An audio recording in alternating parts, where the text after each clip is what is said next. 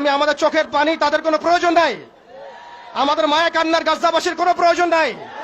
গাজাবাসীর প্রয়োজন অর্থনৈতিক সাপোর্ট, গাজাবাসীর প্রয়োজন সামরিক সাপোর্ট, গাজাবাসীর প্রয়োজন এমন একটা জাইশ, এমন একটা ফোর্স যেটা বাহির থেকে গিয়ে বাইতুল মুকাদ্দাসকে উদ্ধার করবে ইনশাআল্লাহ।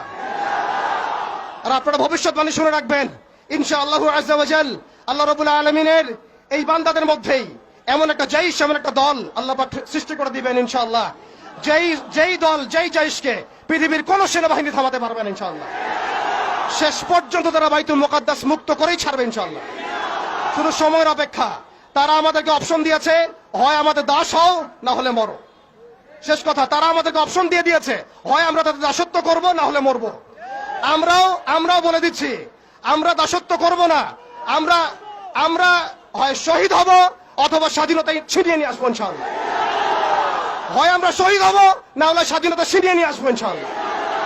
আল্লাহ পাক আমাদের বাংলা তাওহীদের জনতাকে কবুল করেন, আমিন। ওয়া আখিরু দাওয়ানা।